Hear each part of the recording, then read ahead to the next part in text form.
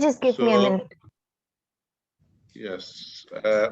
Today we're going to discuss about management of acute limb ischemia in the lower limb. We're not touching upper limb today. It will be a separate session because altogether is a very, very important and separate pathological entity, vascular problem. So we discuss about acute ischemia of the lower limb management today. I'll introduce the panelists today who kindly given their valuable time to join us today. Is Professor Dr. Abidur Rahman from United States. Thank you very much for joining us. Welcome. We have Dr. Maqbul Hussain, a very busy vascular surgeon in Bangladesh, giving us some of his precious time. Thank you, Maqbul, for joining us. We have Professor Naresh Chandra Mandal, who unfortunately is not very well today, so we wish him good and quick recovery. And thanks again, Professor Naresh, to join with us. We also have Dr. Humayun Kabir, who is a vascular surgeon in our Army Corps. And thanks again for your valuable time, Humayun, to join with us. You with us, Humayun? Yes, I am here. Yes. And there's another panelist, Professor Fida Hussain, who is probably still didn't manage to join us, if I'm not wrong.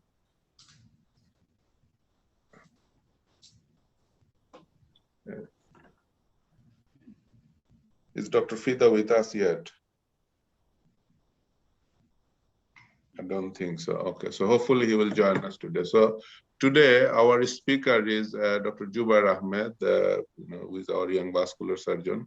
So Jubair is going to present his talk on management of acute lower limb ischemia, and then we'll have discussion on that. We'll cover various important aspects of acute limb ischemia management. For example, if the acute limb ischemia happens in a popliteal artery aneurysm occlusion, if it happens due to some underlying thrombophilia, if it happens due to some graft occlusion, and if it happens involving the very distal tibial artery. So we'll just go through separate bits of it, but first talk from Dr. Zubair to see the overall presentation of acute lower limb ischemia and its basic management. So Dr. Zubair, if you kindly start talking about your presentation. Thank you, sir. I'm going to share my screen.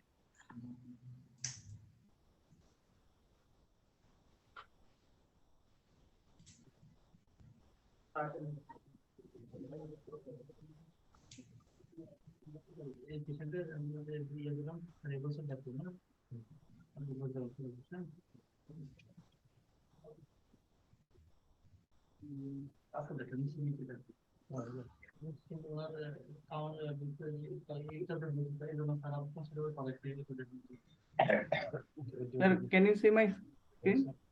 Yes. Your presentation is not yet, but the screen is there. So you need to bring your presentation up.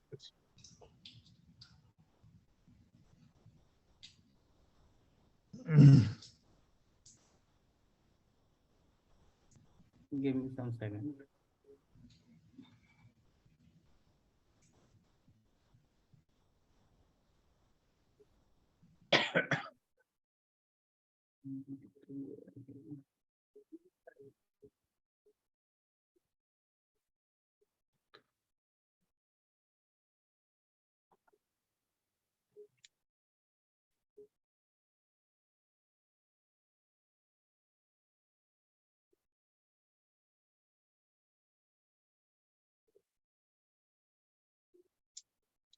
So you may need to share the screen with us again, Zubair.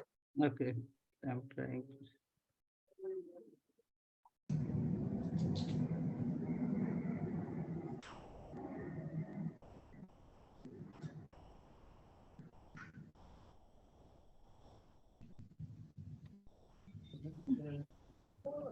Something is wrong.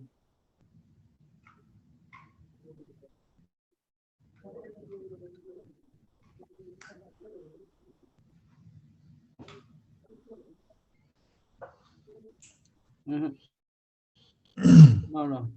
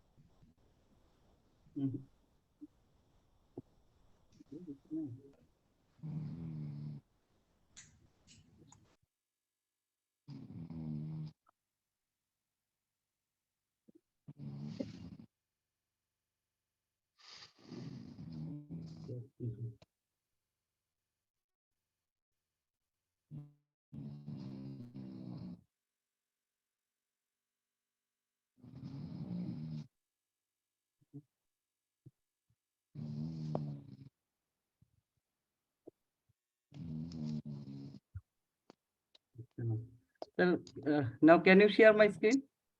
Can you see?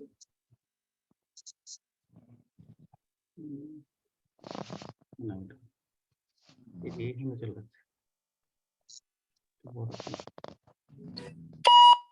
Yeah, it is visible. Okay, Okay. go ahead.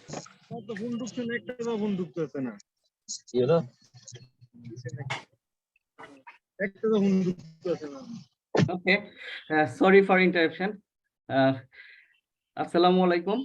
Good evening to all. It's a great privilege for me to get scope to say something in front of you and also to be speaker today. I would like to give special thanks to Dr. Mahbub Kudus sir. Sir, can you hear me?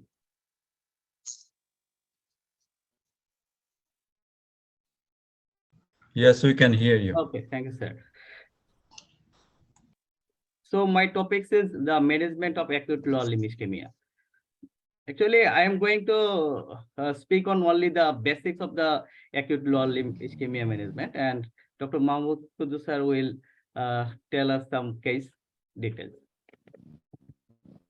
So what is acute limb ischemia? We all know about the acute limb ischemia, the sudden decrease in limb perfusion that threatens the viability of the limb. Complete or even partial occlusion of the arterial supply to a limb can lead to rapid ischemia and poor functional outcomes within hours. So what are the causes of acute limb ischemia? Actually, there are lots of causes, but the commonest one is embolism.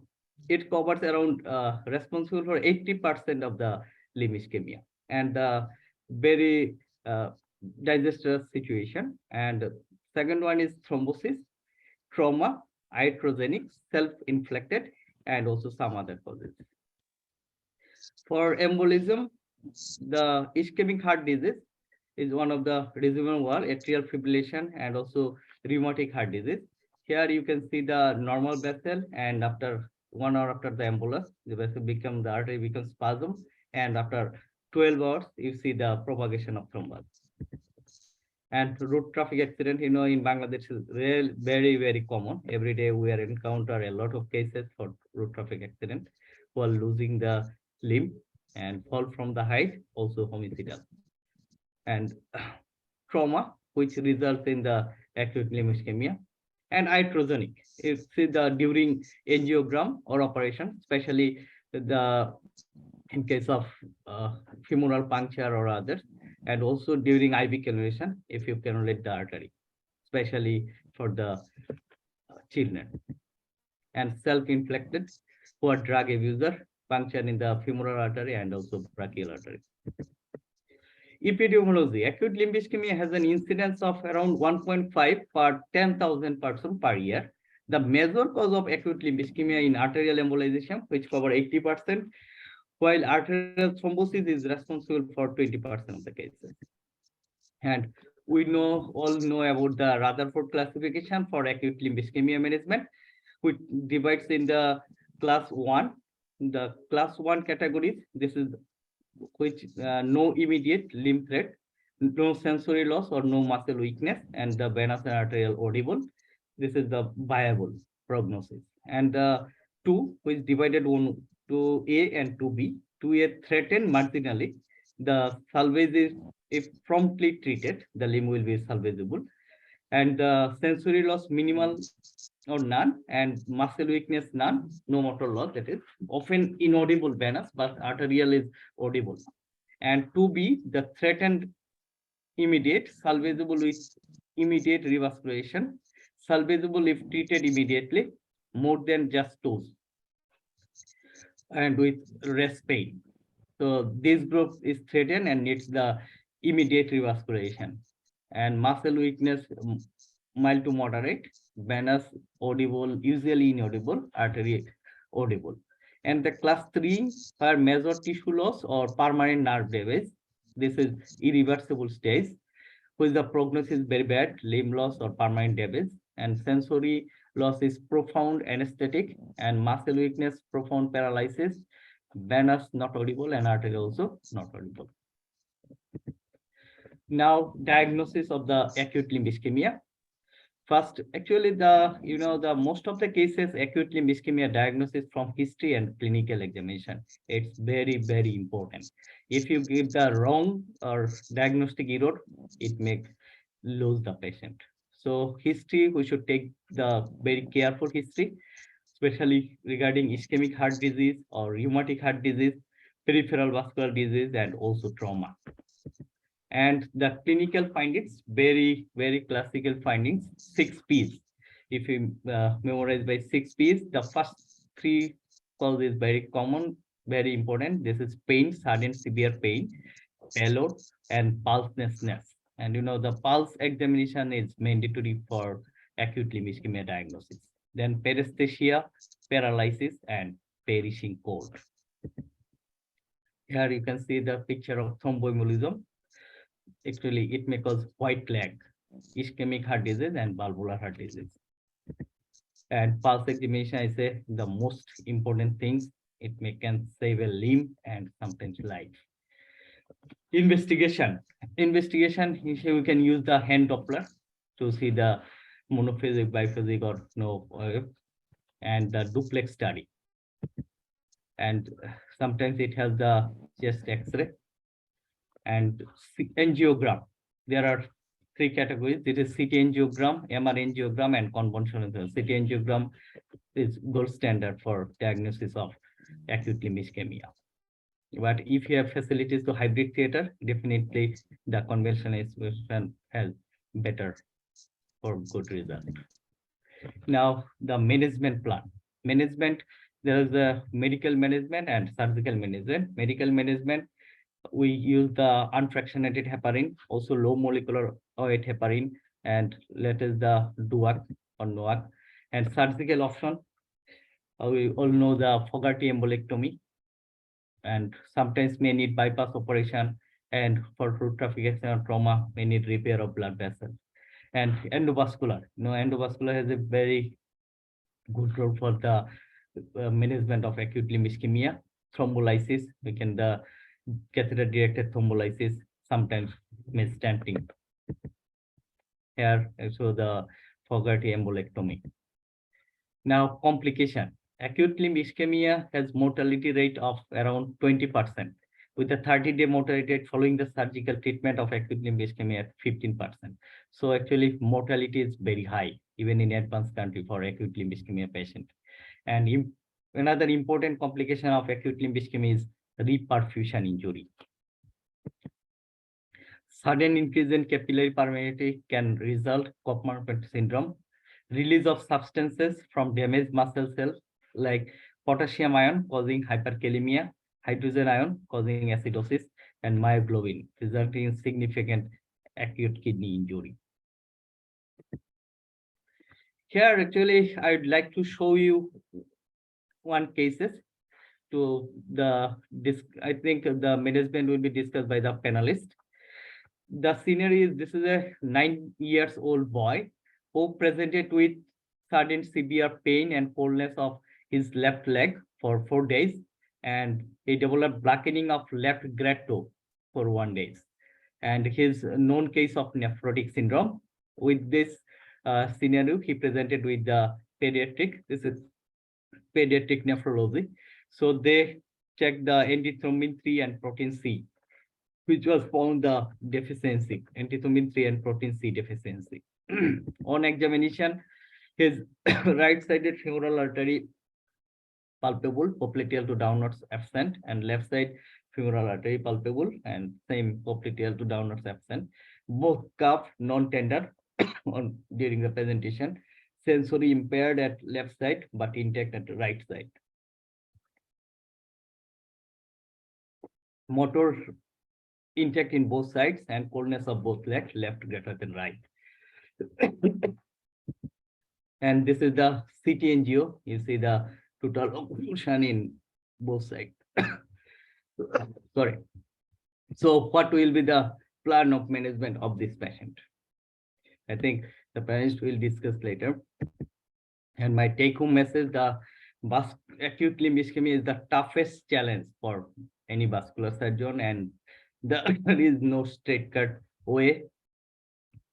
Every patient is different, the management will be different, needs multidisciplinary facilities. Initial assessment is vital, mostly clinical and from the history, and assessment of pulse. This is very mandatory and very essential. And our time, where we say time can save the life and need proper reference system.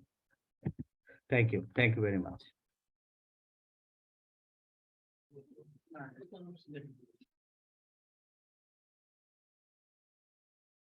I'm going to stop my share.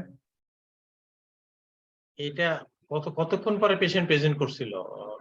Sir present করছে হচ্ছে 4 দিন পরে, 4 days.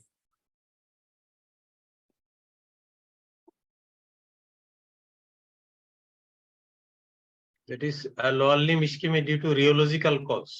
Yeah.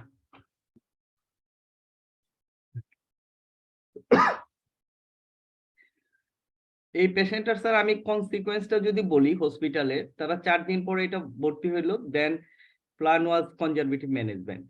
Subsequently, he required left-sided mid-tarsal amputation. So for orthopedics guide, stop the anticoagulant and without breathing. After few days, he also developed right-sided ischemia, and actually when I saw that time the non-viable, this is dead foot below knee. That was the consequence. Very bad luck. না presentation তো অনেক পরে, 4 days তো একটা অনেক late presentation, এভাবে বিশেষ করে popliteal আর্টারিতে।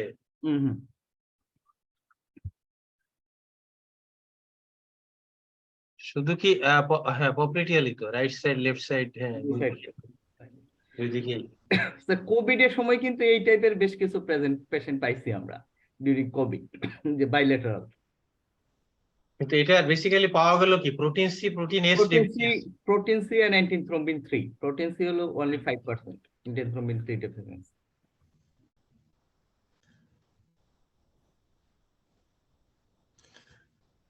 I don't think there was any surgical management in this. It's too late. 4 days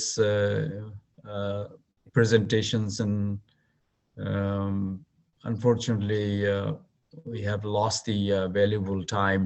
Yeah. To salvage either of the limb.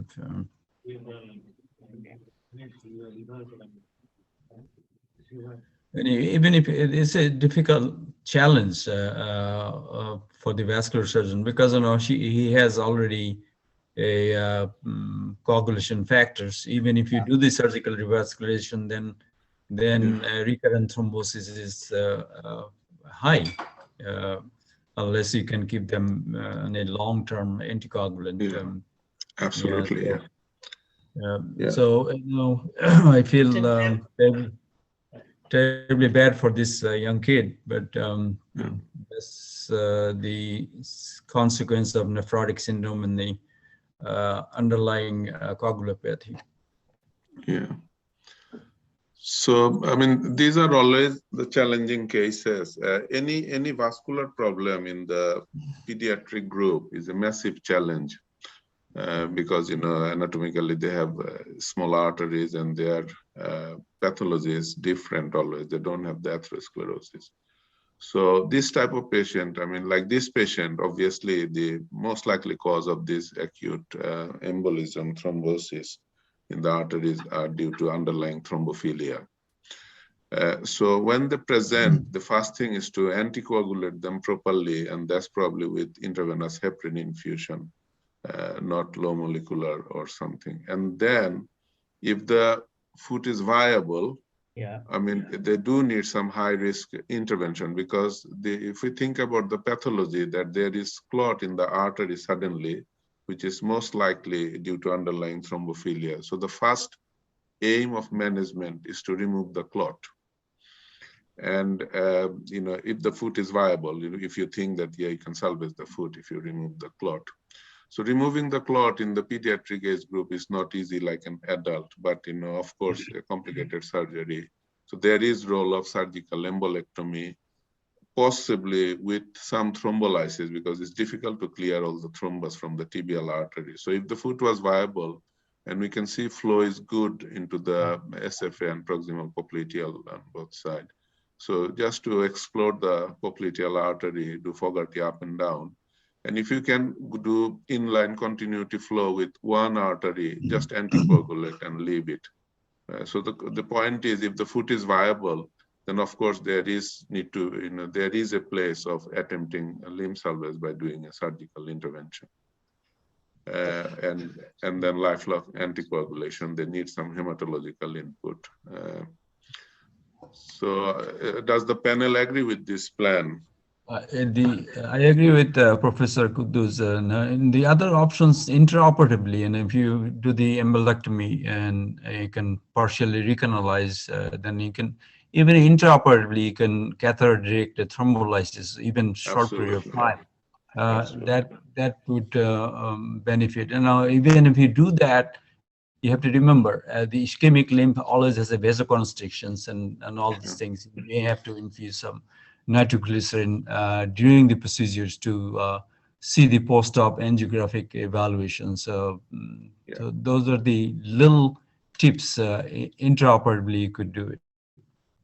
Sir, question is, when a patient presents lately, particularly this as a young boy with a smaller artery, after Fogarty embolectomy, yes, Fogarty embolectomy, we are removing clots. Sometimes there is pus, but after the procedure, reocclusion, rethrombosis, then scenario goes against. Usually, the pus is not present after the procedure.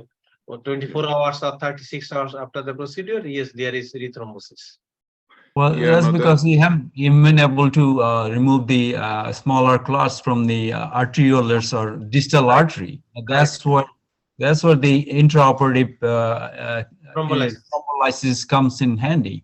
Your limitation in Bangladesh is you don't have that readily available intraoperative arteriogram available. If you had it, then you will see your distal vessel is not open. So the likelihood is this thrombectomy is not going to be successful because your outflow is closed.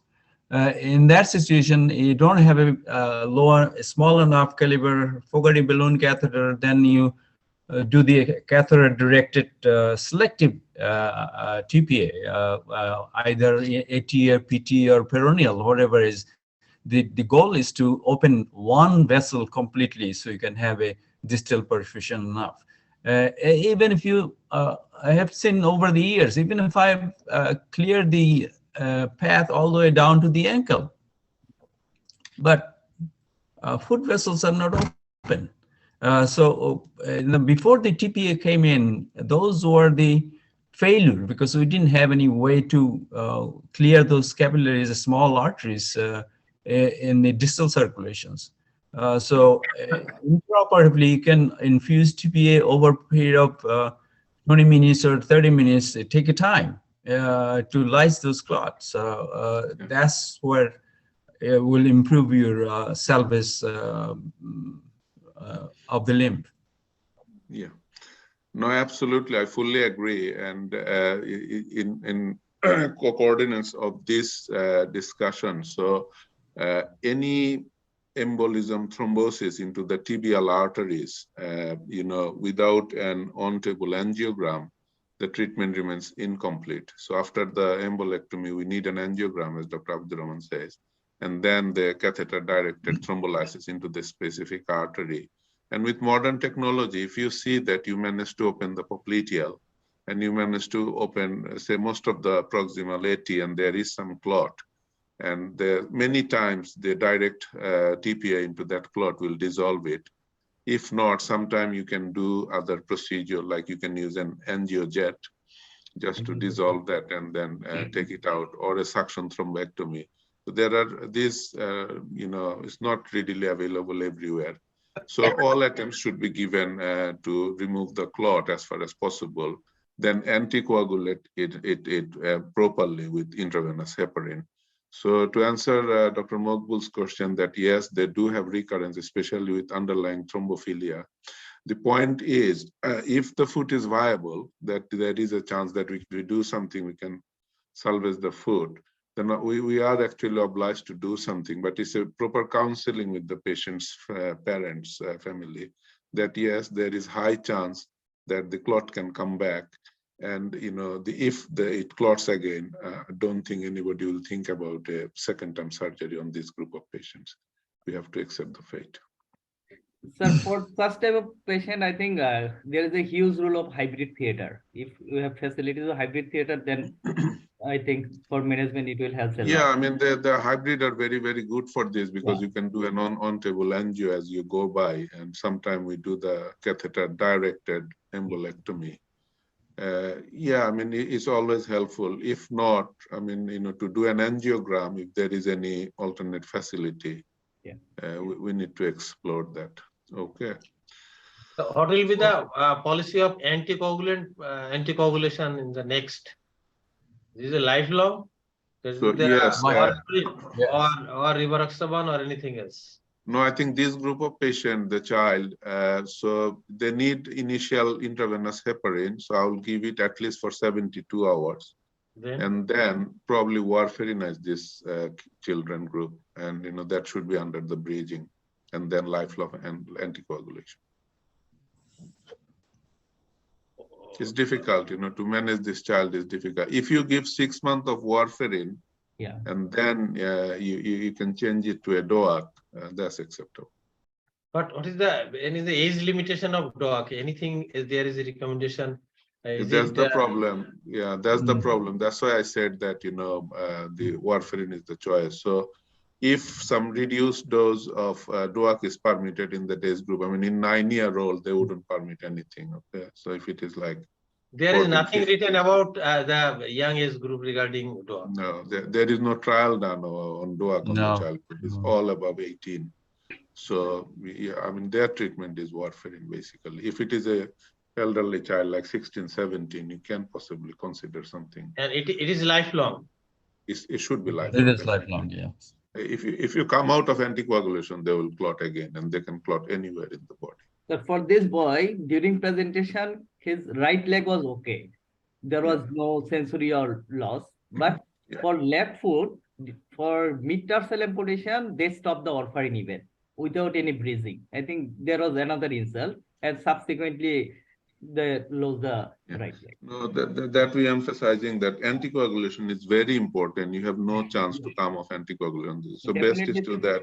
So that's why, because if you give Clexane, for example, Clexane's half-life is almost 12 hours, right? So if you even stop it, the orthopod will say, no, I'm not going to operate it. But heparin, the half-life is only 2 hours. So if you stop heparin, 2 hours before, they can operate, and then on the operative room, you can restart the heparin as soon as they done that. The other fact is that this child needs to be lifelong anticoagulation. So that you have to keep in mind. He end up losing the limb, both limbs, but he also has a risk of losing other parts. Other part of the body. Organs. No. Yeah. He may have a massive stroke. If we don't right. Okay, so that was a good case, Jubair. So we have done that. Now you have also done a good presentation. So if you kindly unshare your screen now, we will discuss about your presentation, and then we go in some different scenarios.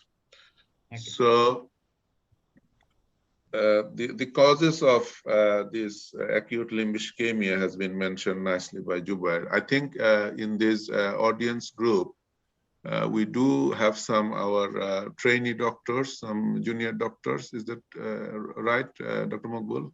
Yes. So I think the whole purpose of this webinar which is big generous work of Planetary Health Academia, is to exchange knowledge between ourselves, share our experiences, and also to teach our junior colleagues who are coming up as a vascular surgeon. So bearing that in mind, we will try to do a little bit of teaching from all of us who are in the panel, and hopefully that will help them to learn something more on this difficult scenario. So in terms of the causes, the embolism is the main cause, and we need to remember if we think about the source of embolism, the most common source is cardiac.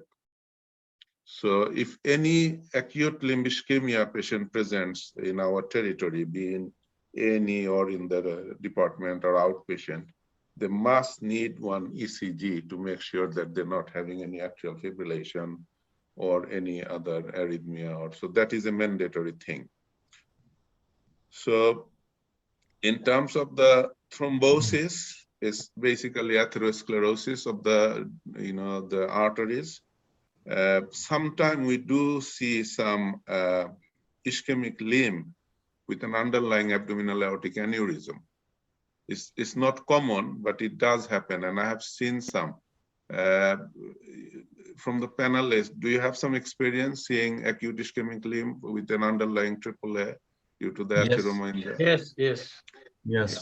Embolized. So I think we've seen that. So if we see that, there are two main things we need to think slightly separately on this group of patients. Number one, of course, treat the acute limb ischemia either by surgical thrombectomy, thrombolysis, or whatever. And the second thing, we need to think about treating their aneurysm. Because this aneurysm, even if it is not very big, say within our threshold, if it is less than 5.5, 5 centimeter, has massive thrombus and it's causing emboli into the leg. And then if we don't treat it, this patient will have acute ischemia again. And I have seen at least 2 patients with spinal ischemia from a AAA. It's very rare, but it could happen. So once it gives symptom, that aneurysm need to be treated. You agree to that, Dr. Abdurrahman? Yes, I do. This is anecdotal. I have one patient. I did a femperoneal graft bilaterally. He keeps coming back with the embolic occlusion of the graft, and we found that they had a 3 centimeter abdominal aneurysm. This is too small. Exactly. Third time, I said, okay, this is too much. So after clearing the third time, so we end up treating his aneurysm. It's too small. Yes, you have to keep in mind the proximal source of embolization. Other cause, I would say, Bangladesh, I have seen too many atrial myxoma. That's fairly common in Bangladesh. You have to remember that. Once you treat the acute ischemia of the limb, lower extremity, then you have to evaluate the echocardiogram. Just make sure you don't have atrial myxoma. Yeah. So, and amongst the etiologies, One thing I like to, if the size, aneurysm size is smaller, maybe, but when there is complication, definitely it is indication for intervention. Yes, like definitely. thromboembolism. Yeah. I mean, you need to decide it individually with the patient. Like, if you think there was no other source of this embolization and there is a lot of thrombus in the aorta, and like Dr. Abdurrahman experienced multiple thrombosis, thromboembolism from that area without other source. So that needs to be corrected. And, if you think, no, there could be any other, that need to be excluded first. In our vascular practice, we often forgot about 2 very important causes of acute ischemic limb, which we need to remember always. So one of them is a graft occlusion, right? So graft occlusion is stent occlusion. So we do a lot of intervention, and so the graft can be occluded, the stent can be occluded, and patient presents with acute ischemic limb. So that's one scenario we need to remember, that if there is any history, we need to check the graft. Another very common problem, I would say, is common, it's not uncommon at all.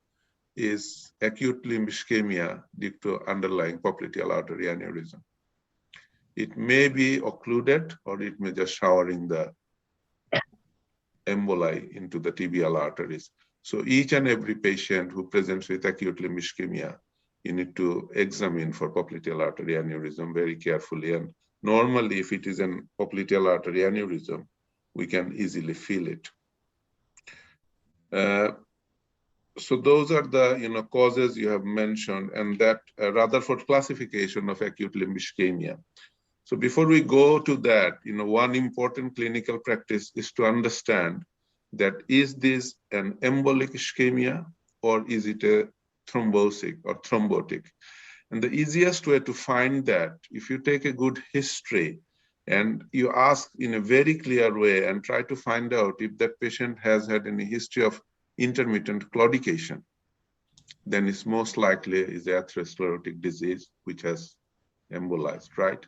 If there is no history of intermittent claudication, patient could walk a very good distance and other leg has full complement of palpable pulses, that's most likely embolic, right? But if you see that bilateral femoral pulse is absent, and then patient says, yeah, I was having some pain in one leg, that's not embolic, that's a thrombotic, and the management always differs slightly. So how does it differ? So if you think that this is a thrombotic cause for leg ischemia with existing atherosclerotic disease or peripheral vascular disease, if it is not a type 2B where you need to rush the patient to theater and do that, always do a CT angiogram. But if it is embolic, then you don't need that CT angiogram. If your clinical diagnosis is, and you basically don't need any investigation, just take the patient to theater, do a femoral embolectomy. You can take clot out from the popliteal artery through the femoral incision. So that's important. So the commonest way to describe if it is existing arterial disease or not, just to get little history to see if they were claudicating. But one thing, when there is no detectable cause, Yeah. Or the source, echocardiogram, CT angiogram fail to detect what is the source of embolism. Yeah.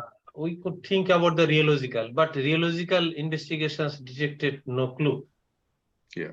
So what is the underlying cause? I mean, basically, as we know, Dr. Makbul, that commonest cause of acute limb ischemia is embolism. And out of all the common causes, 80% source is from the heart, right? But about 10 to 15% cases, you'll never find a source. Yes. You'll never find a source, okay? So to exclude underlying thrombophilia is one important thing. But of course, you take a sample for thrombophilia, you'll not get it in a week or 2 weeks. Okay? It takes time. So you need to do the surgical management and then wait and see, which will help you to decide the duration of anticoagulation. So when there will be no cause detection, then lifelong anticoagulation is needed or not? No.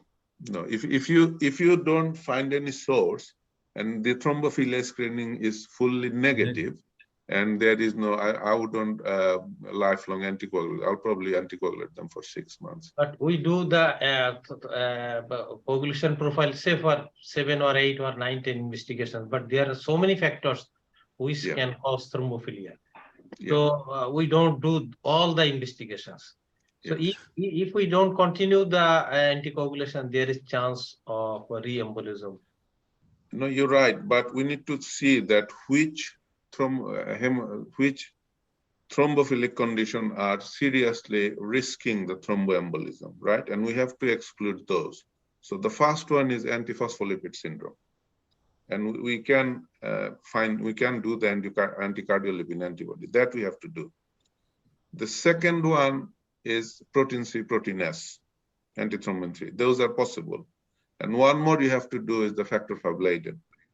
Yeah. Right? If there are some minor causes, even if you get a minor case positive, other than those 4 I have mentioned, you don't need to anticoagulate them lifelong because they have so little risk of causing recurrent thromboembolism.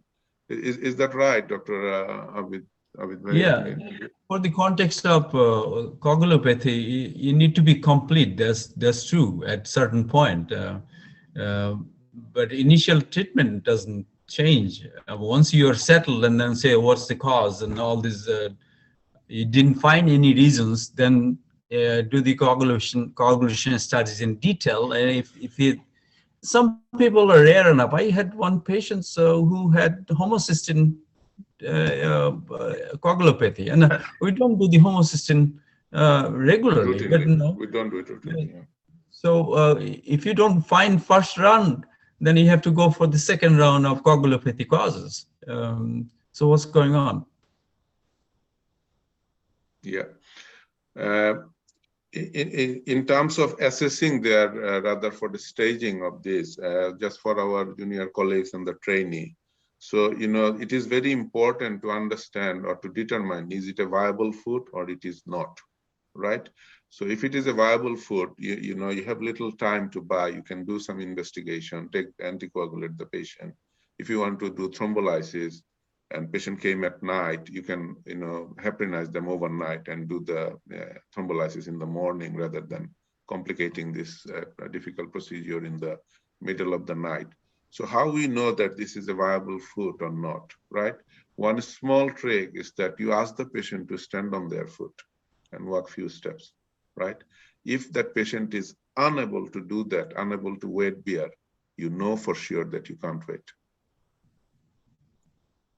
To jump in and do something. Okay, so of course we have other criteria, like we try to find some Doppler signal.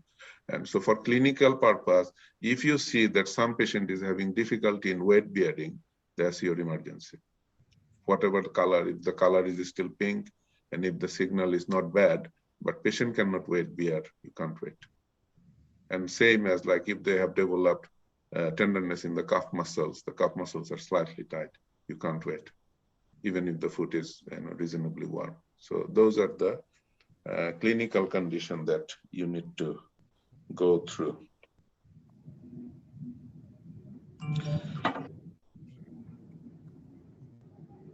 So handheld Doppler plays an important role. So we try to listen to signals in all of these, and Jubair mentioned about the angiograms. Heparin, between heparin and Clexine, there are few studies it shows that heparin infusion is much more beneficial than low molecular weight heparin in the initial stage. So recommendation is to 48 to 72 hours initially. Some studies are good, they say no, it's similar. But I think from our vascular surgeon point of view, we all feel comfortable that I'll heparinize the patient. There are few advantages to that, because if I think I suddenly need to go and take the patient to theater, I can stop the heparin and I can take the patient to theater. I've done operation when the heparin was going on in theater as well. Okay, and also, monitoring is a bit easier because you can check your APTT and see that if you have given the right dose or not, whereas activated factor 10A is not always handy to monitor the level of the Clexine or deltaparin. Okay. So if we move on.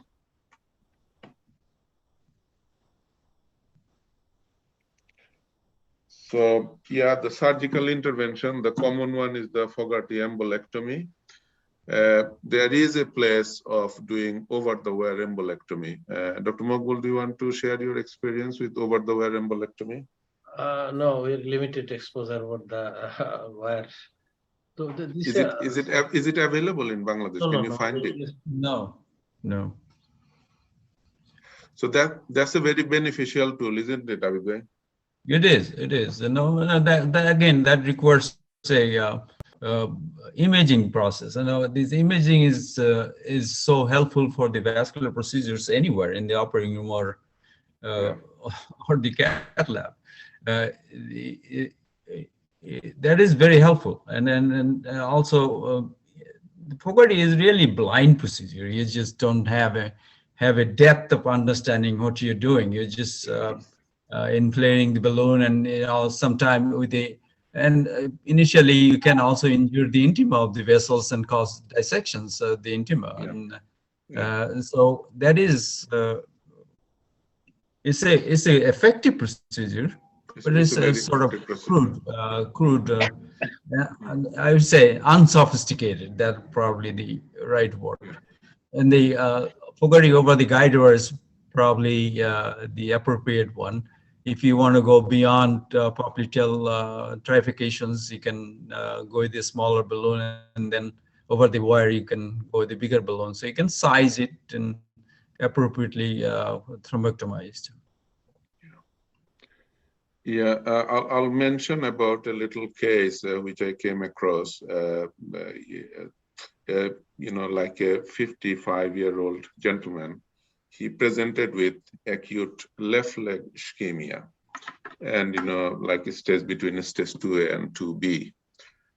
So because it was not pressing me to take the patient to theater directly, we had a chance to do a CT angiogram, and some places you can get CT angiogram in just very quick period of time, immediately. So he does have history of peripheral vascular disease. That's why the pressure was there to do a CT angiogram before we goes in. So it shows a clot in the left common iliac artery, very localized clot in the left common iliac artery. Then the external was open, the common femoral was open, SFA was open, then at knee level popliteal, it was clotted, and all three anterior tibial artery, the tibial arteries were clotted right up to the foot. And the foot was of course not viable.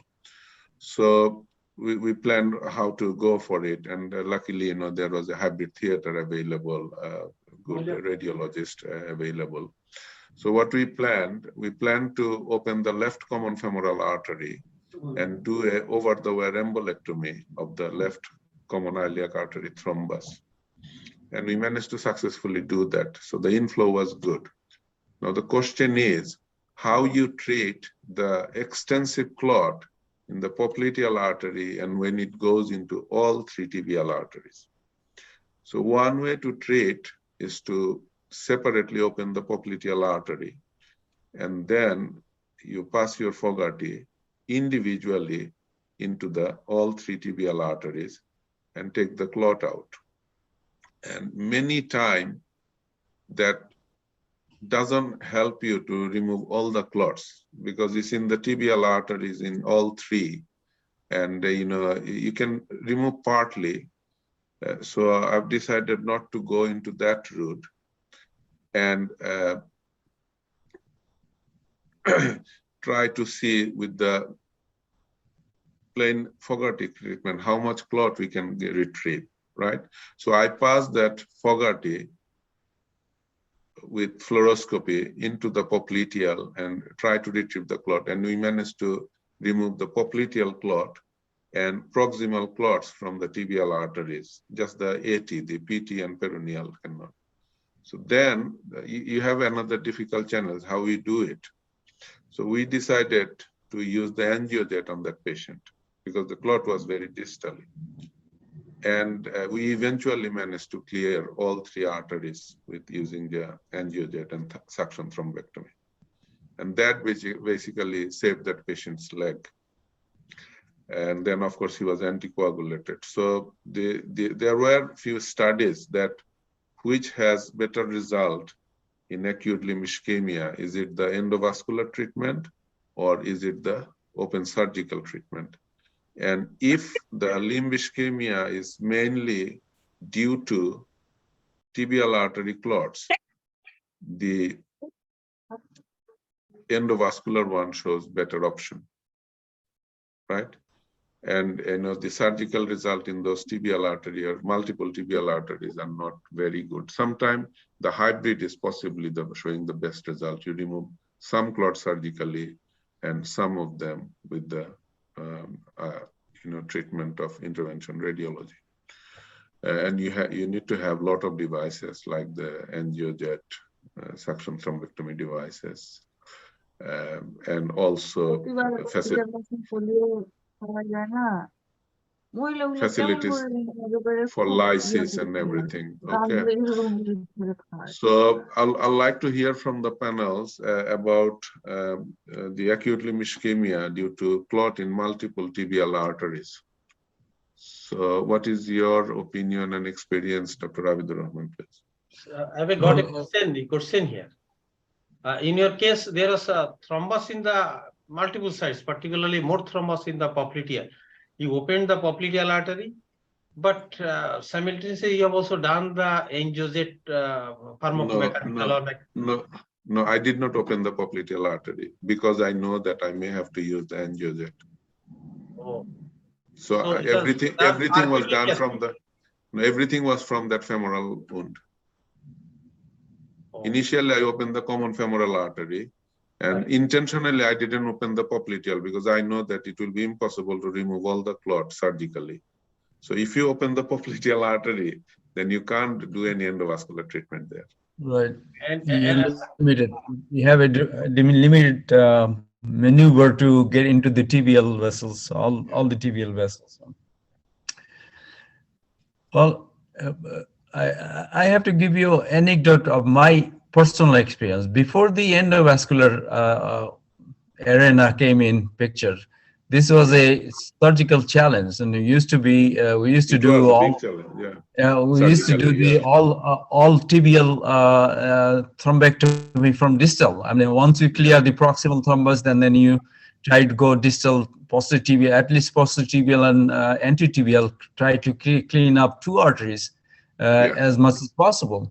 Again, those was not successful because then, as we talked about, distal vessels were thrombosed, so you didn't have any way to clean it out, and end up having at least 25% of the people not being successful.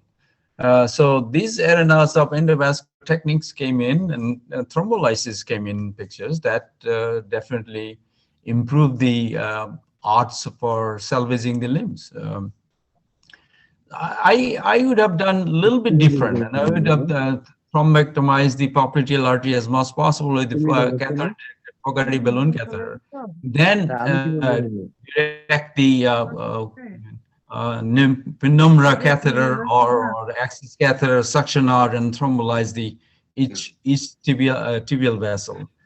Sorry to interrupt, Abid Bhai. I have done that actually, as I told. I did the popliteal embolectomy from the femoral wound before I put the angiojet in the penumbra. I'm confused. Do you have that a smaller caliber of angiojets, 2 or 3 millimeter? We do actually. We do. Yeah. Oh, we don't have it. We do. Angiojet doesn't go down that far, that low. No, it maybe goes right up to the that has come up now in the last couple of years, but we didn't have it. 2-3 years. Yeah. Oh, okay. Yeah. So that if that is available, that's certainly angiojets is very good technique to clear out the thrombus, and especially the within 24 hours of thrombus, they clear out very nicely. They'll talk about causing intimal damage, but if you're careful enough, especially if I think you can also put the guide wire over the angiojets, and if you do that, the intimal damage is minimal.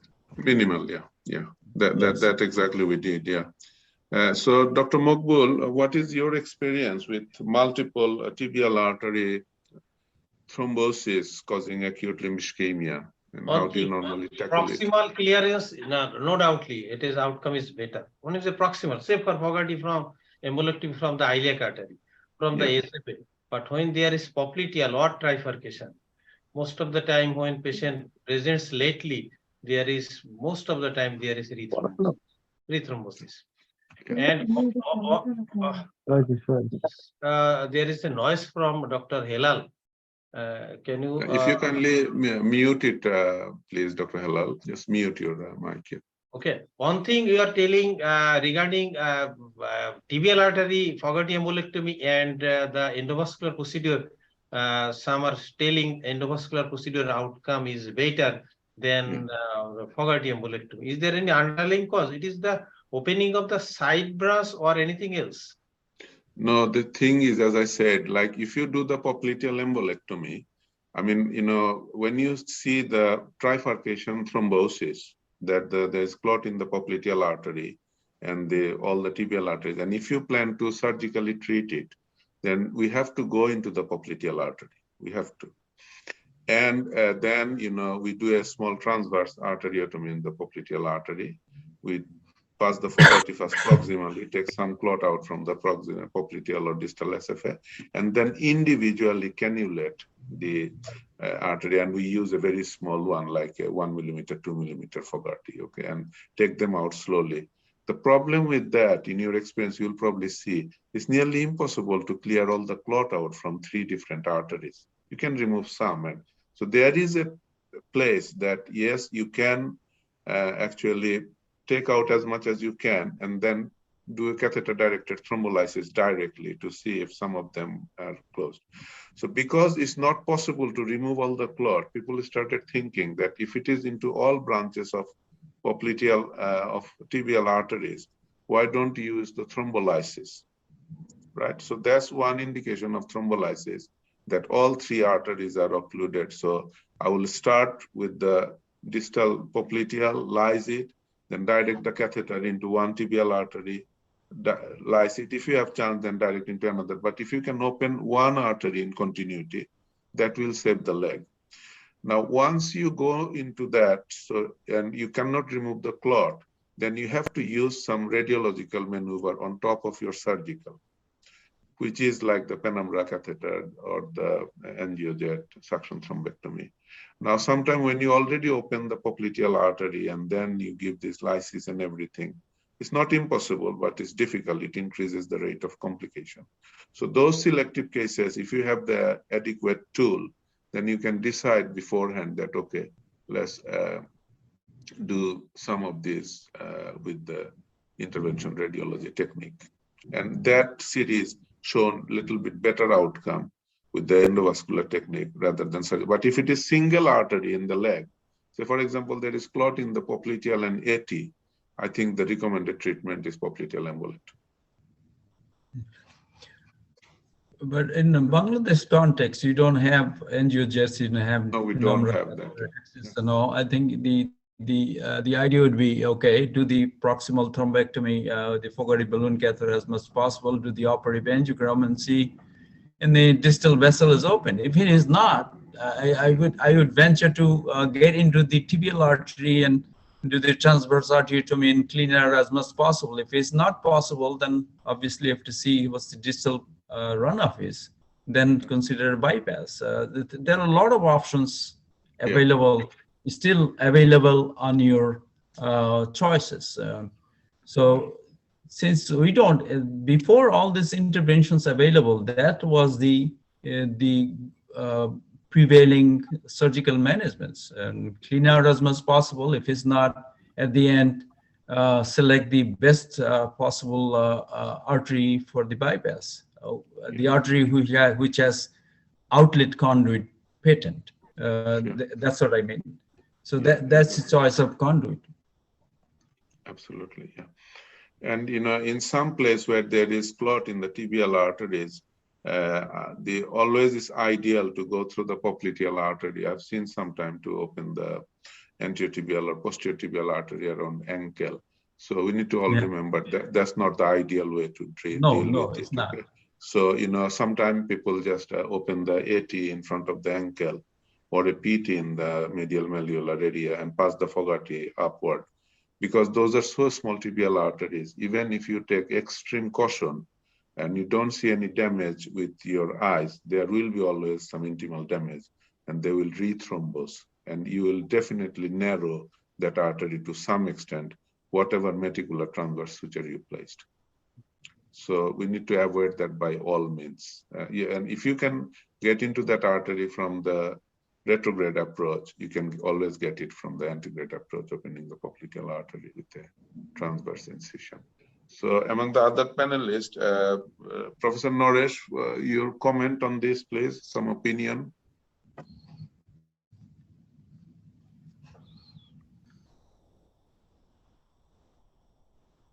Professor Naresh, with us? Can you hear us? Okay, I'll ask, request Dr. Humayun Kobir to tell something about this, please, your experience with tibial artery thromboembolism and their management. Thank you, sir. Actually, the main problem with the acute limb ischemia, what I faced for last few years, is the presentation. Usually the patient presented very late in our country. Yeah. Even in a hospital, in command military hospital, the patient is set and everything is set, but even though the patient presented delay, and I had a small study in 2016 and 17, which included the patient about near about 100 patients the past few years retrospective study. We see that more than 50% patient presented in a stage of Rutherford 3. So we could not do anything just for the amputation. The main dilemma and main problem, main crisis is the diagnosis in case of acute limb ischemia. And the treatment part, most of the case is actually straightforward treatment with the Fogarty embolectomy which we have is almost easily available in the NICBD or other vascular center in combined military hospital. And we can save the life and limb with this. And few cases we find they complicated after removing the which involve the intrapopliteal, all the three vessels involvement. And those cases, particularly in case of the acute and chronic limb ischemia, the patient presented with the pre-existing claudications or the other limb involvement. And these patients in our center, in my center, as you said, I do the CT angiogram if the time allows, time permit. So after that, I don't have the hybrid catheter, but our operation theater and cath lab is side by side, almost close. So after completing the embolectomy, we can shift the patient to the cath lab, or sometimes I convert the cath lab into the hybrid theater. All the operation facilities is there. I can just shift the things. So in that case, if there is a chronic stenosis in the anterotubal or posterotubal part, after removing the clot, we can angioplasty the things, and most of the cases I got good result with this. But after I mean, sometimes I heard after removing this with a good pulse shifted the patient in the post-op ward, and after in the next morning we find there is no pulse, again rethrombosed. This happened many of the cases, and many cases I had to do repeated embolectomy, 2-3 times embolectomy in the lower limb also. Upper limb I had experience with 4 times I did the embolectomy. After that the lady survived and her hand survived. But in the lower limb also 2 and 3 times I did embolectomy for the repeated embolism. Below knee, for the below knee, actually we had a very limited exposure, and I did few cases with the explosion of the popliteal, and then we clear the proximal and then go for the distal and try to open up the one or two cases. But all these cases, the main problem I face is the presentation. We find the cases in the stage A never, stage B, stage 2A, stage 2B, most few cases, and most of the cases is just 3. We could not do anything. Yeah, no, that's So the this is our main difficulty. challenge. They always present late. They always present late. Yeah. Even here. And the main reason behind the delay presentation is our doctor. That is the sad part. What I feel nowadays, the patient actually, when they start the leg pain, they actually report it to the doctor. But doctors are failed to diagnose this is a case of acute limb ischemia. That is the main problem, and they refer the case delay. Or many of the cases went to the physiotherapy, went to the orthopedic surgeon, and just day before yesterday, I got a patient in my practice in United Hospital. This gentleman was admitted in a renowned neurology hospital under a renowned professor of neurology. And after 4 days, they referred the case to a vascular surgeon when they developed the skin blister. Before that, they were treating it. Yeah, no, it is a late. I mean, we also sometimes see here in a developed country, very late presentation, we cannot do much. Dr. Bashar is with us. So Dr. Bashar, do you want to share your experience in NICBD or other center about thrombolysis, intraarterial thrombolysis in acute limb ischemia? Is Bashar there? Can you hear me, Bashar? Saw him before. Yeah. So as you can see, What is your experience of thrombolysis in your center? I think I could do a live today on acute limb ischemia actually. Oh, fantastic. Yeah, that's even better. Yeah. Okay, I'm still doing an operation with my colleagues here. You can see Dr. Shajol, Dr. Shorov here. Hey, Okay. say hello to the audience. Hello, sir. Hello. Assalamualaikum. Hello. Hello, Slavia. Yes, I was following the whole proceedings and a nice presentation, Jubair, and nice discussions from everybody as well. Actually, looking back on my experiences on acute limb ischemia, or to be more specific, acute and chronic limb ischemia, actually, I was more interested to comment on the situations of acute on chronic limb ischemia. One situation that we have been through during the COVID-19 as well, because a lot of patients actually dealt with during this time. And I also presented a series, the Asian Society for Vascular Surgery, on this very topic. And I think they were amazed to know about the number of cases we dealt with during the COVID-19, acute and acute on chronic. So acute and chronic, we have said a lot about the acute presentations, and truly thromboembolic acute limb ischemias, from fibrillations, all other things, and that has been discussed actually. So actually, I was more interested to talk about acute and chronic because the vessels are different. It's both thrombotic or maybe thromboembolic as well. But here we are dealing with a different sort of artery, different type of artery, actually, pathological artery that has been occluded. The patient had been claudicant or had symptoms of ischemia before, and then suddenly presented with symptoms of acute limb ischemia. So I'm sure that all of my colleagues here today, listening to this proceedings today, have come across situations like this, where there's distinct history of chronic limb ischemia. On the top of that, the patient suddenly presented with acute limb ischemia. We have thrombotic element on the top of the atherosclerotic elements. So that is a scenario that our team has been particularly exposed to during the COVID-19. And I also presented and published some of these experiences. The challenge is that, like it has been discussed, that we approach the vessel, say we're talking about the tibial or popliteal trifurcation. So it has been suggested that, okay, we open the popliteal and we approach the tibials from above, and selectively on more tibials. The more focus should be on the posterior tibial artery. So that's exactly what we did during the COVID-19. Actually, we opened a lot of popliteal along with the popliteal trifurcations, selectively taking control of the anterior tibial, the posterior tibial, peroneal, and then selectively guiding the Fogarty catheters or the endarterectomy devices, and trying to take the chunk of atheromas as well as the overlying thrombus that is occluding the vessel. The popliteal trifurcation poses particular challenge because it's not only the thrombus, because there is an atheromatous element that we need to get rid of. So that has been a tremendous experience, and I'm happy to tell you that we actually were able to revascularize by means of this thromboendarterectomy. Sometimes we did patch angioplasty, sometimes we could close the arteries directly. But the results were very encouraging in the sense that we could salvage more than 90% of these cases that we published in international journal also. So I think this one particular area, I mean, most of these patients were actually presenting in Rutherford category 2B, as it has been discussed.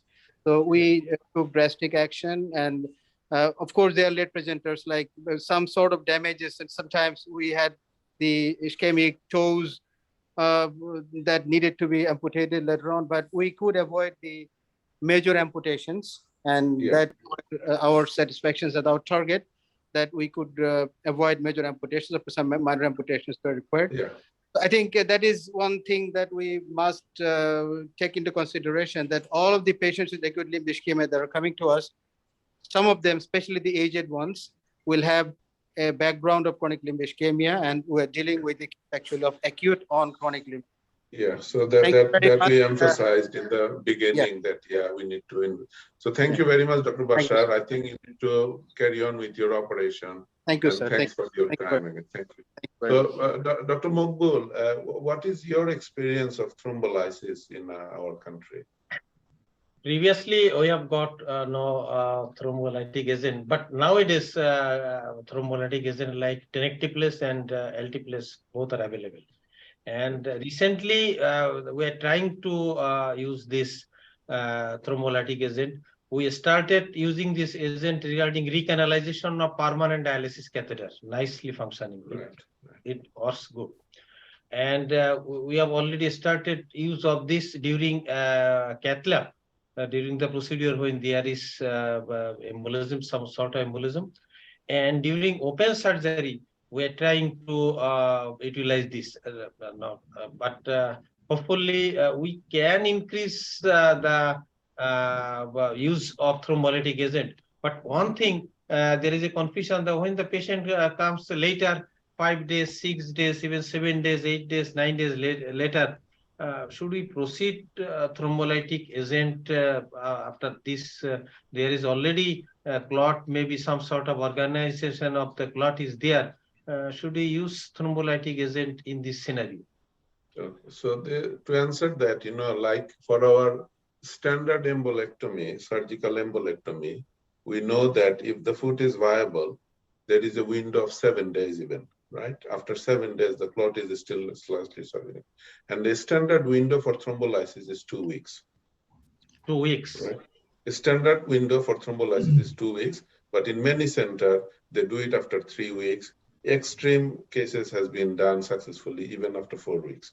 It is percutaneous thrombolysis, no systemic thrombolysis. Okay, now we're talking about systemic. The percutaneous thrombolysis in acute lower limb ischemia with thromboembolism probably doesn't have any role. So the percutaneous thrombolysis is for, like, we do thrombolysis for a stroke, we do thrombolysis for venous problem, but for arterial thromboembolism, if you decide to do thrombolysis, then it has to be arterial thrombolysis. And I'll briefly tell you the protocol.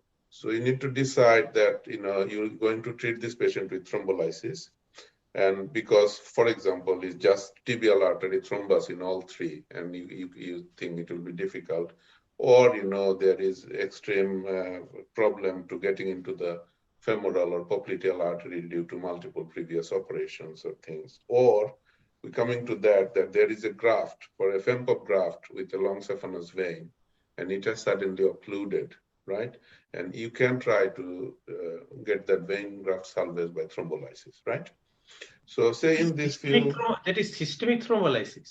So that is intra-arterial catheter-guided thrombolysis, right? So what you do, intra-arterial catheter-directed thrombolysis, okay? Correct. So what you need to do, for example, there is a long saphenous vein clot, right? Fresh thrombus, patient was walking fine and everything, FEMPOP graft 2 years back, and suddenly severe pain in the left leg, decreased sensation. So you have done a CT angiogram to confirm that, right? So the protocol is you give the heparin initially, and then you decided to treat this venous thrombosis with thrombolysis. So you puncture, this is the left-sided graft. You puncture the right groin, up and over, put the catheter tip into the proximal part of the graft anastomosis, right? And then you have a sheath on the right groin, and this is a thrombolysis treatment sheath, which has a side arm, right? So in the main sheath, you connect the TPA, right? And it's about 5 mils a minute, 5 mils an hour, okay? And then the side channel should be connected to heparin. So it's 500 unit of heparin per hour, okay? And that's a continuous infusion. It goes into that, right? After 24 hours, you do a check lysis, which is a check angiogram. You can do it from the same sheath, right? And you have seen that half of the long saphenous vein graft is open. So you advance your catheter tip into the further clot, and then you continue the lysis for another 24 hours, right? Do another lysis. You see the graft is clean. There is a tight stenosis around the distal anastomosis. You do an angioplasty. You anticoagulate the patient with heparin for 24 hours, 72 hours clinical scenario, and then oral anticoagulation for 6 months. So that should be the standard This is protocol. Percutaneous catheter-directed thrombolysis. Thrombolysis, yeah.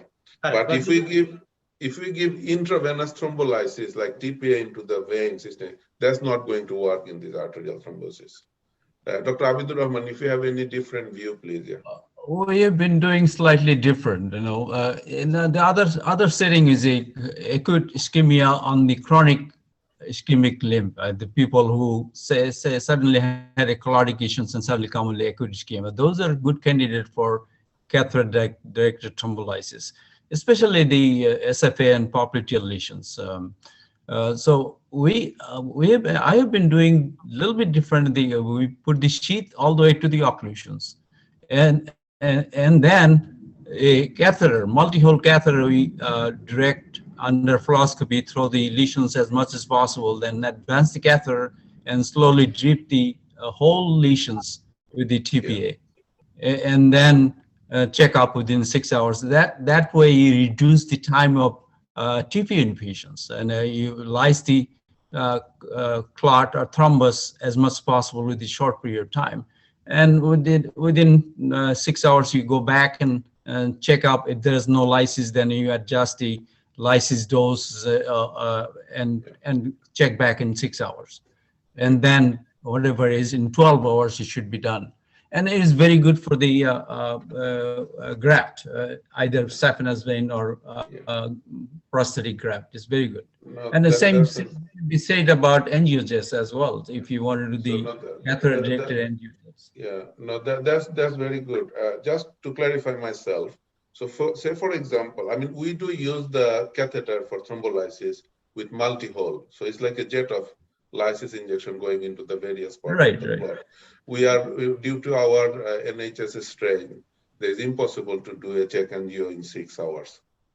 So if we're lucky, we can do it after 12 hours, few cases, but mostly we wait for 24 hours to make sure that the pressure on the radiology is a bit less and the lysis has been complete as much as possible. But of course, if we have facility to check in 6 hours, well and good. Just to clarify myself, Dr. Abdurrahman, say for example, we're talking about the left FEMPOP graft, which is occluded, or the left SFA, which is having thrombus. And if you put a sheath on the right, so do you use a long sheath to come all the way into the left brain? Yes. Okay. Yeah. So it's quite a long sheath. You have to come through the iliacs, isn't it? Yeah, there's a long sheet available here. Any length you want. But if we put the sheath on that side, avoiding a long sheath, and we put the catheter into that thrombus, will we get any clinical benefit difference? Or? The idea of lysing proximal from the inflow. You lyse the thrombus within the graft or within the artery, and then say the proximal part of the thrombus doesn't get lysed. So if you have a lytic agent from inflow, that lyses the proximal part of the thrombus. As the flow restores to the graft or the artery, then TPA agents goes downward streams and stay all within the graft or the artery and works better. That's the whole idea. What I was saying, that if I leave the catheter tip at the proximal part of the thrombus. Yes. But then what happens? All the TPA goes on the collaterals, whatever the side branches and all those things. Yeah. It really doesn't effectively lyse the fibrin into the graft. So it really needs a multi-hole infusion, slow infusion within the thrombus. And then the proximal lysis really does lyse the proximal part of the thrombus, the sum of the whole, because flow is going to be directed distally. It's not going to go backwards. The TPA is not going to work on the proximal part of the thrombus. The proximal. Yeah. Go But ahead. also we know that the direction of the blood flow, it is always going towards the distal part. So that blood flow will Yes. take the lytic agent into the, so that's the basic principle. I mean, of course, if you have a long sheath and you can come up to all the way, it's fine. Y- Sometimes we do put a long sheath into the, towards the distal SFA and then the catheter at the tip, so the flow goes directly. But the basic thing is to that the multi-hole in the side of the catheter, including the tip of the catheter, lytic agent is continuously going into that thrombus and is dissolving. Exactly. If you treat the thrombolytic patient, you will see after 2-3 hours of thrombolysis, patient complains of extreme pain into the foot, and the foot becomes very pale as like a severe ischemia. And that's pretty normal. I'm sure, Dr. Abid, you have seen that as well. And that is because the proximal clots are breaking into a distal fragment and closing off all the small arteries in the distal leg in the foot. So the leg is severely ischemic and is very painful. So the advice on that situation is not to stop the lysis, continue lysis, give them strong analgesia. If you need to give ketamine, even give some ketamine. And within next 2-3 hours, you'll see that that pain is over and the foot is perfusing better. So that's the way to do this thrombolysis. I can see Dr. Saklayan here in our audience as well. Hello, Saklayan, can you hear me? Yes, sir. Assalamu alaikum, sir. How are you, sir? Saklayan. Yeah, no, that's fine. So if you have some experience with acute lower limb ischemia with underlying popliteal artery aneurysm, you share with us, please, and then we'll discuss about the management of this problem a little bit. If you have come across it. Thank you, sir. Thank you for your brilliant initiation regarding the acute limb ischemia, and also you are focusing the vascular surgery. So first of all, I want to thank Planetary Academia for such a wonderful work regarding our junior doctors and also for us. And first, I want to thank Dr. Jubair because he tried a lot to make the presentation, and ultimately it was really wonderful. So actually, I have lots of questions for you also. And I really enjoyed your classes. You are an excellent teacher. The way you teach is excellent. Sir, I have gone through 2 cases of popliteal artery aneurysm. Interestingly, one of that case was the interesting. I have also published that case, and in our journal, the case was he has a popliteal artery aneurysm, and interestingly, he was initially treated by a neurosurgeon because he has also initially he presented with us like a foot drop. Right. So what was our interpretation later on?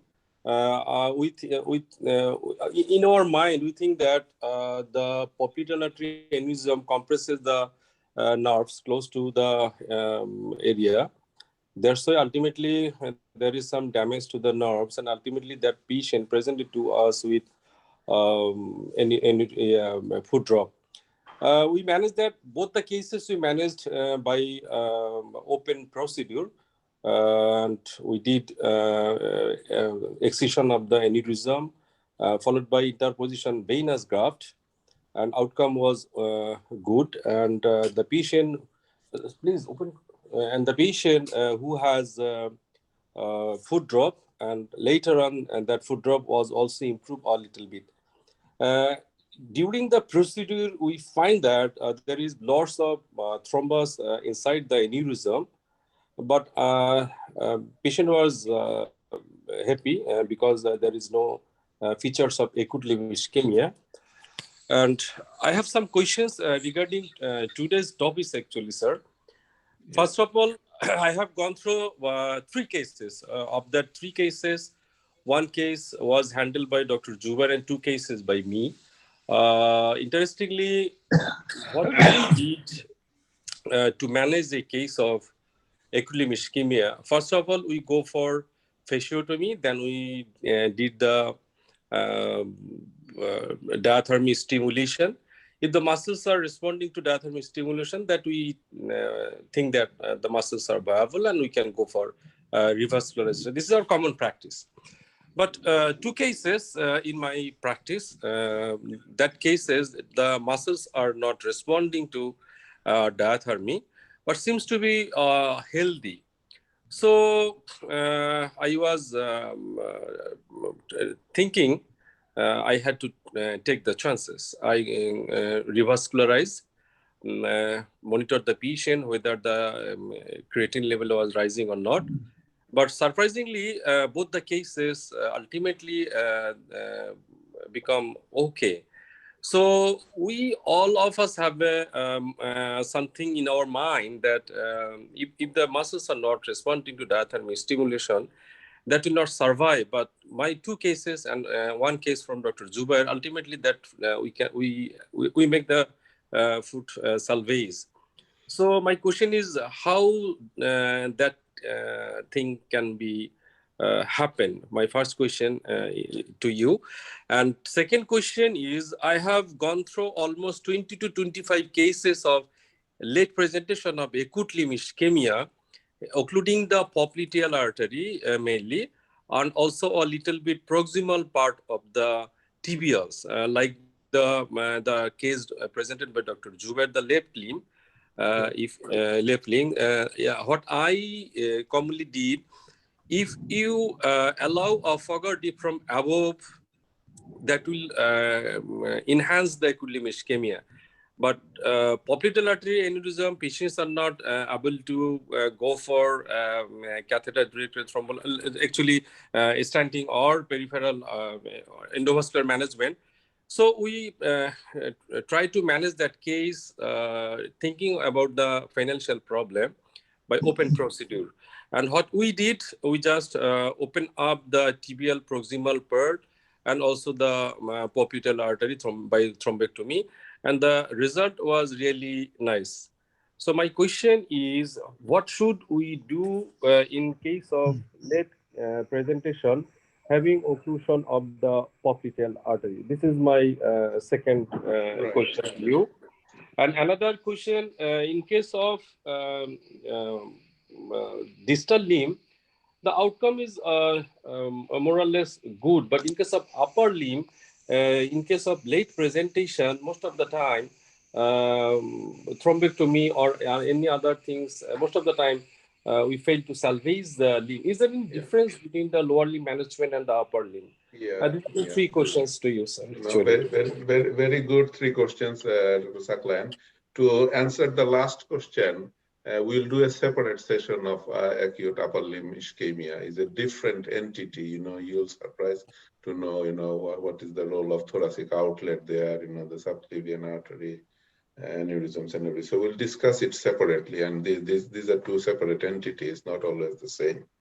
The first question you asked about this fasciotomy wound and muscle viability. So when we decide to do revascularization on an acute ischemic limb, that is a clinical decision. So we need to see if the limb is viable, stage 1, 2A, 2B, and then we decide that yes. We do face some dilemma that, is it a viable or salvageable leg or a non-salvageable leg? That happens, and that's not uncommon, okay? And, we do think about it. And then, especially if you start getting tenderness in the calf muscle, then we decide, okay, let's see the muscles are viable.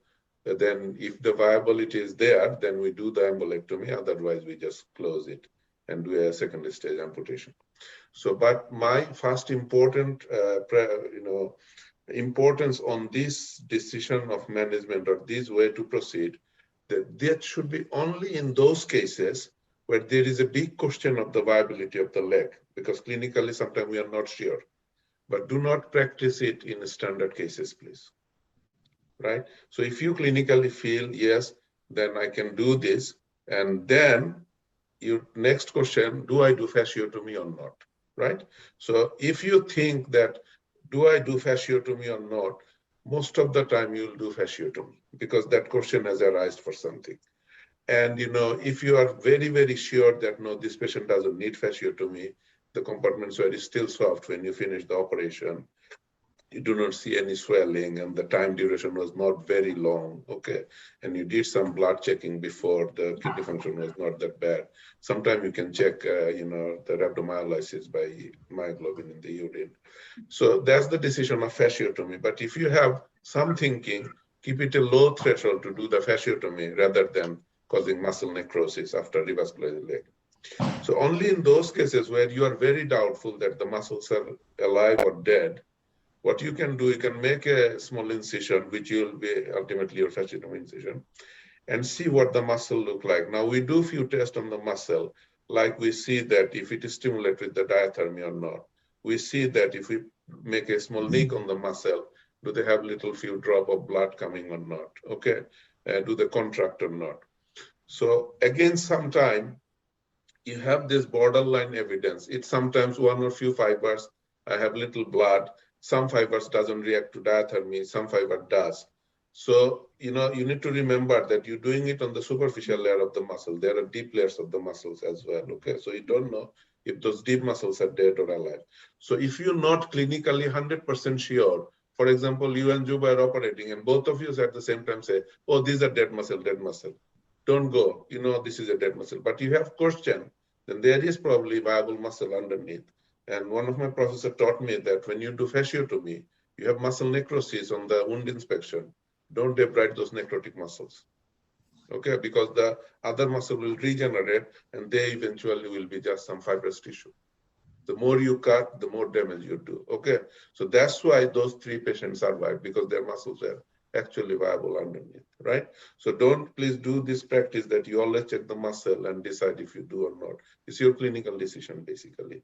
Only when you are 100% sure that this muscle is not, then you decide, no, I'm not doing anything. Okay, but if you say 10% chance here, the muscle may be alive, what you do, you finish your thumb embolectomy, then do a full compartment fasciotomy, okay? And don't forget to open the anterior compartment, which always sometimes we forget, okay? So posterior, superficial, posterior, deep, lateral, and anterior compartment all open nicely. And then you just leave this dressing, anticoagulate, okay? So the other questions, you asked about the popliteal aneurysm. The ischemic limb with underlying popliteal artery aneurysm is a very difficult challenge. I'm sure Dr. Abidur Rahman will agree with me. It's a nightmare for a surgeon. You have this aneurysm clot getting everywhere, okay? So if the patient is viable, the foot is viable, the one way to treat this, if you think that you have some time to do some intra-arterial thrombolysis, like that catheter-directed thrombolysis we say, to dissolve some clot, right? So take some burden of the clot out. And then you get into this popliteal artery exclusion bypass scenario, right? When we divide the distal end of the popliteal artery aneurysm, or you open the distal part of the popliteal artery, now you have open wound. You do individual 3-vessel embolectomy, right? If you can't do that, and there is, as Dr. Abdurrahman mentioned previously, that there is a good artery distally, you do a popliteal pedal bypass or popliteal distal tibial bypass, right? So those are the way to treat the popliteal artery aneurysm. But sometimes you have no time to do that thrombolysis. You have to get in, open the popliteal artery, remove it. Never forget to tie the proximal and the distal end of the popliteal artery and superficial femoral artery above and below the aneurysm. Then do a bypass at whatever level you have a good flow. Okay. We are just coming close to our end time. So I'll request Professor Abidur Rahman to give your view on how we should treat a graft occlusion, acute graft occlusion. And you share your experience with this, please. Well, the graft occlusion could be handled. I mean, obviously, surgical revascularization, surgical thrombectomy is a choice, but my late preference was catheter-directed thrombolysis, and if it is successful, then endovascular repair with a stent, distal stenostomosis, or sometimes it's proximal stenosis result in thrombosis. That's minimal interventions. particularly the prosthetic graft. But saphenous vein graft has multiple factors. It could be proximal stenosis or mid-graft stenosis or distal anastomosis stenosis. But they are nicely amenable to catheter-directed thrombolysis, definitely. And there are other devices now has been available with the ultrasound catheter-directed thrombolysis, which minimize the time of thrombolysis, but they're as equally effective. There was a large number of studies here, only catheter-directed thrombolysis versus ultrasound catheter-directed thrombolysis didn't show any effectiveness, any difference, but the time-wise, lysis time was significantly reduced with the ultrasound device. Now, of course, everything is not 100% successful. If it is not successful, then you're left with another surgical revascularization of the lower extremities. Yeah. Going back to popliteal aneurysm, there is two categories. It's not always a thrombosis of the popliteal artery aneurysm. There is embolization from the aneurysm as well. And I had several cases over the years. The embolized has really worked with the catheter-directed thrombolysis. Then you go do the definitive repair with the ligation and bypass. That really works well. Yeah. No, that's fine. So, in terms of my experience with the graft occlusion, acute graft occlusion, I found, and probably you'll agree with me, Abid Bhai, like if it is a vein graft, long saphenous vein graft or other vein graft, they respond very well to thrombolysis. Yes. If it is a prosthetic graft, it depends what prosthetic graft we used. If it is a Dacron graft, they do respond well with thrombolysis. But we have found that PTFE graft is a miserable graft to be treated with thrombolysis. It doesn't get the thrombus clear, okay? So if you have a PTFE graft, I would say the thrombolysis attempt will be futile. So we need to treat that graft thrombosis surgically. So what we basically do, we need to do the graft thrombectomy. And if we have a chance to do a CT angiogram, we can try to find out what is the reason of this graft occlusion. And if there is no proximal or distal anastomotic stenosis, but there is say inflow or outflow problem, then we can sometimes go into the middle of the graft, which is easy to expose, and then pass Fogarty up and down, remove all the clot, close that exposed graft, and then do angioplasty of the outflow or inflow problem. Okay. If there is anastomotic problem, you have to open the anastomosis, right? And sometimes you have to open both anastomosis to get the graft cleared properly. And if you do that, sometimes it is a good option, just explant the whole graft, put a new graft in again, because you have the arteriotomy in the arteries already. But these are challenging operations. A redo surgery is never a pleasing thing, okay? You have to go very carefully and everything. Do you have the same opinion, Dr. Abdur Rahman? I had a fairly good experience or outcome of the PTFE graft. With lysis. Yeah, lysis. The United States, the Dacron graft use is not that great. It's mostly prosthetic. If it is a PTFE, either heparinized or non-heparinized. So it has been fairly good experience, the lysis of the PTFE graft. The present day people are using more with the angiojets, and that's the graft, not the saphenous vein, but the prosthetic graft. They are using angiojets more prevalent than just catheter-directed, because it takes a shorter time, not much utilization of resources at the hospital, just one-time use in the operating room. If there is any issue with the proximal distal anastomosis, they can intervene and get out quickly. So angiojet use has been fairly prevalent in late years. Right. Sir, Okay, so if you allow me, I have a little sharing with Professor Abidur Rahman, sir. Yeah. Sir, already you have mentioned in our country, the hybrid operation theater is not available actually. Although NICVT, they are working with the hybrid operation theater. But sir, interesting thing is that I have converted my operation theater into a hybrid theater, modified hybrid theater in such a way I am using C-arm. So after doing the bypass, I am just every time I am doing the C-arm, using the C-arm for distal flow. And I think it's an excellent way to get some confidence that yes, the distal runoff is almost good. Well, that is a hybrid, and C-arm is a hybrid. I mean, don't underestimate that. C-arm is a hybrid operator. Having C-arm available is the thing for the vascular surgeon. Yes. So it works. Even in the United States, a smaller hospital doesn't have a hybrid operating room, but they have a C-arm. Yes, sir. That's the key. Even if you have a C-arm, you can do all this intervention, endovascular interventions, catheter directed, all the other things we talk about. C-arm is good enough. If you want to go higher grade on other sophisticated procedures like the intraabdominal procedures, that's where you need a higher hybrid room. Exactly. For No, extremities, C-arm is more than good enough. absolutely. I mean, that's very good, Saklan, because, like in our center, the C-arm is there for last 6-7 years. It was the hybrid.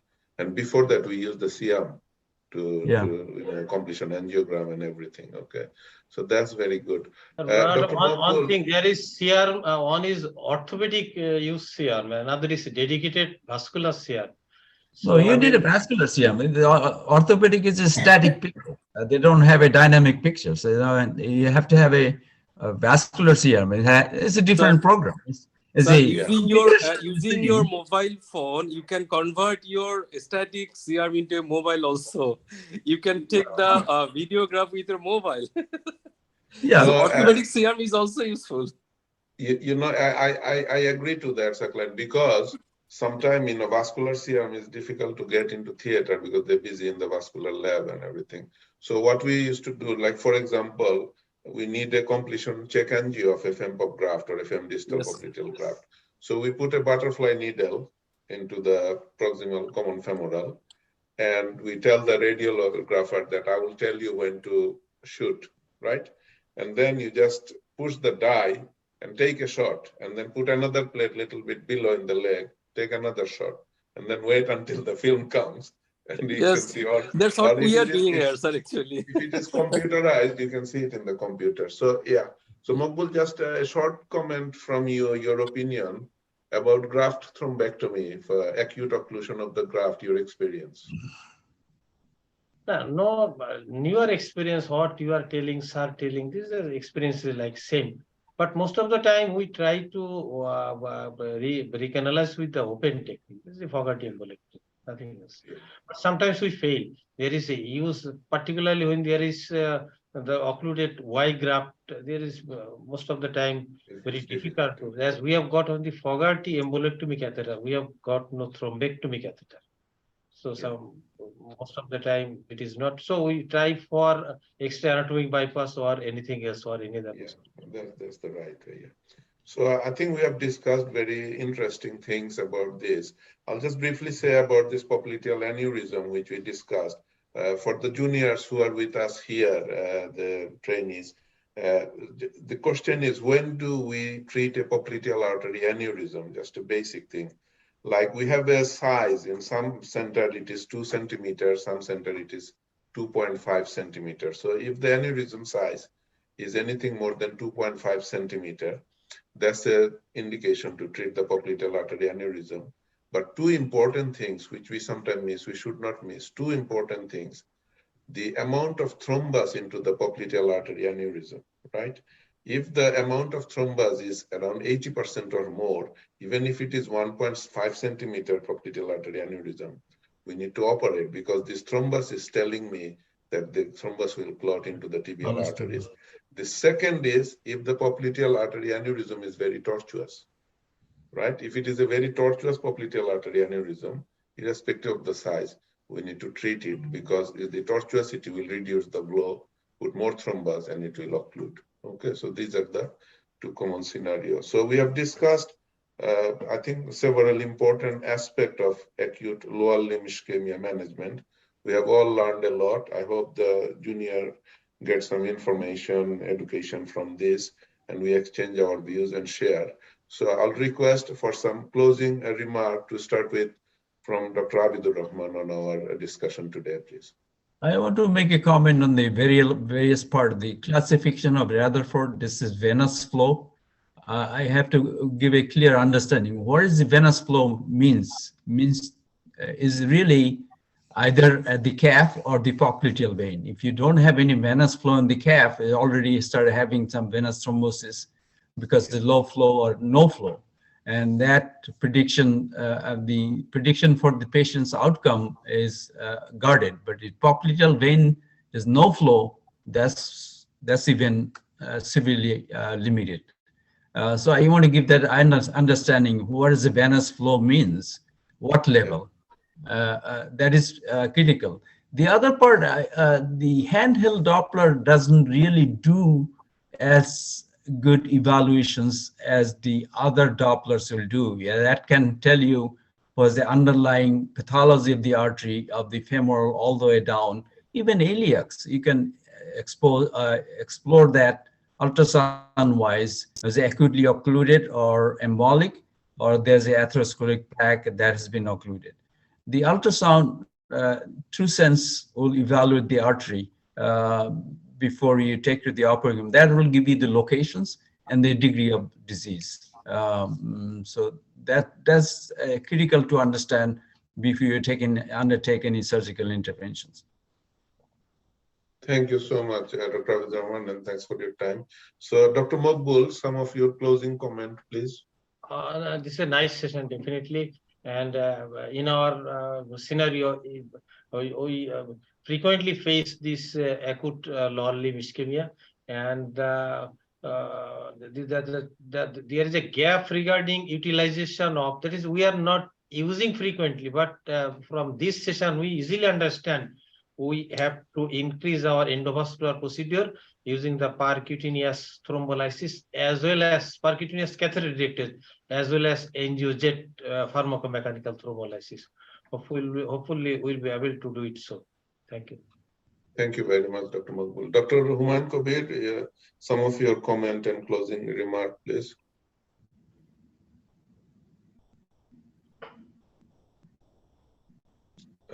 Humayun, you there? You probably left us. Okay, so from the audiences, we'll be very pleased if you have any question, comment, or queries, please feel free to ask. Anyone from the audience? Okay, so I think we will conclude our session today. As I said, we have learned very good things, and we'll continue this learning, sharing experience. Thanks again to PHA, who are giving us this facility to interact amongst others and between ourselves. Hopefully, we have spread some of the information of management of acute lower limb ischemia in our vascular community. With that, I'll thank you once again, everybody, and we say goodbye. Thank you. Assalamu alaikum. Thank you all. Thank you all. Thanks for your time. Okay. Assalamu alaikum. Alaikum salam ji. So everybody have a good evening and good night. So Amita, we can conclude the session, please.